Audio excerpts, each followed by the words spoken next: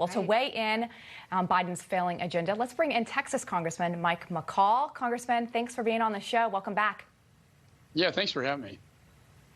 All right, so once again, no surprise, you have the Democratic Party split on some of these takeaways from the Virginia governor's race, AOC there, saying that McAuliffe should have been more progressive. And then you had Tulsi Gabbard say this is a rebuke on progressive policies. What are you seeing after Tuesday's GOP win? Are Democrats walking away from Biden's agenda, or are they embracing it more? No, they're in disarray, very chaotic. I just got off the House floor. They're still trying to get the votes for a bill that we don't know what's in it. Still reminds me of when we passed Obamacare. You had to pass it to see what's in it. And but I do think Tuesday was a referendum on the president, a rebuke of President Biden's policies. And of course, the moderates blame the progressives and vice versa. But I think the point's very clear. I mean, you have a failing agenda here, inflation, the economy, and then a pandemic, and they want to pass a massive tax and spend bill. You have a wide open border in my home state of Texas, and you have a colossal failure in Afghanistan, which is now under the control of the Taliban and is a terrorist state. And that combined with the wide open border, as I chaired Homeland Security Committee, is a very dangerous, combination. So I think the American people are not buying into this Biden plan and policy. And Tuesday was a bellwether of what is yet to come. Yeah. And Congressman, speaking of the border and immigration, after the Wall Street Journal reported last week that the Department of Homeland Security and the Justice Department and Health and Human Services were having conversations about giving illegal migrants separated under the Trump administration $450,000 each, you co-sponsored an act to block the Biden administration from doing so. When asked about those reports, Biden said this yesterday. If you guys keep sending that garbage out, yeah, but it's not true. So this is a garbage report? Yeah. Okay. So $450,000 per person. Is that what you're saying? That was separated from a family member at the border under the last administration. That's not going to happen. So, Congressman, is he trying to hide what his administration is doing, or is he really just out to lunch on this one? I honestly think there's a disconnect. I think he's out to lunch. It demonstrates his incompetence. He doesn't even know what his own administration is doing. I talked to my sources in the Justice Department, and they are negotiating a settlement in these cases. The Democrats are looking about putting money into this reconciliation package to pay these claims. And imagine the message this sends to those who want to come across our border. You know what? If you break our laws, you're gonna win the lottery. We're gonna give you $450,000 per person, $1 million per family. It's bad enough already, but to send that kind of message, and just the fact the president calls it garbage when the ACLU says no, that's not true, and his own Justice Department won't go along that lines. They're telling me they are negotiating a settlement.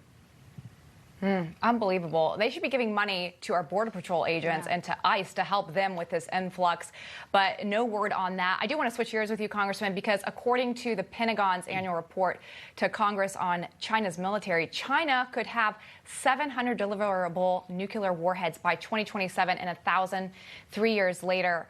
As the leader of the House Foreign Affairs Committee, how leery should we be of China's military ambitions? It's the biggest threat to our national security.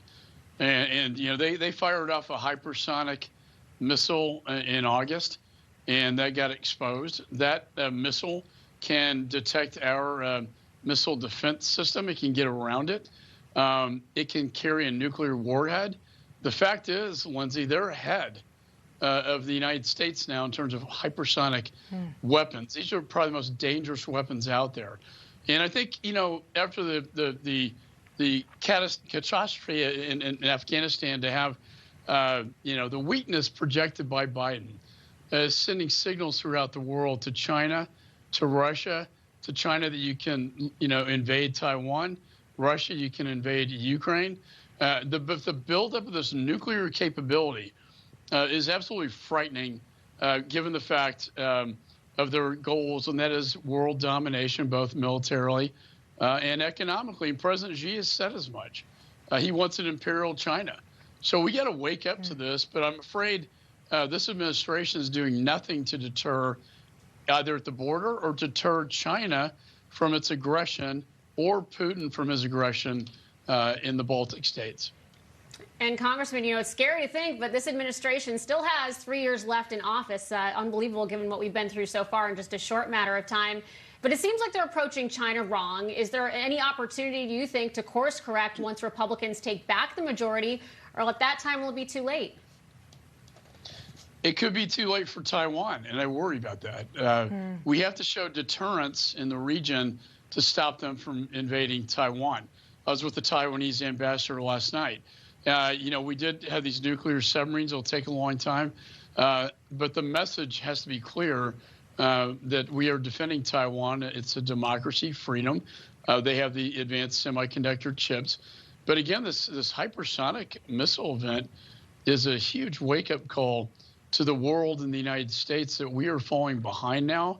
And we have to do everything we can to make sure there's no treaty with China, by the way, unlike Russia.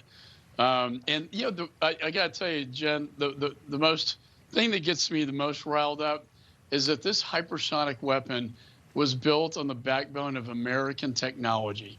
Whatever we didn't give to them, they stole. And whatever they didn't steal, we sold to them. And we have to stop this. We got to stop funding the PLA military through American investment and exports of technology to China. That's something when we get the majority back, I'm going to stop. Yeah. Congressman, before we let you go, just in 30 seconds, did the ambassador to Taiwan feel like the U.S. is doing enough to defend them?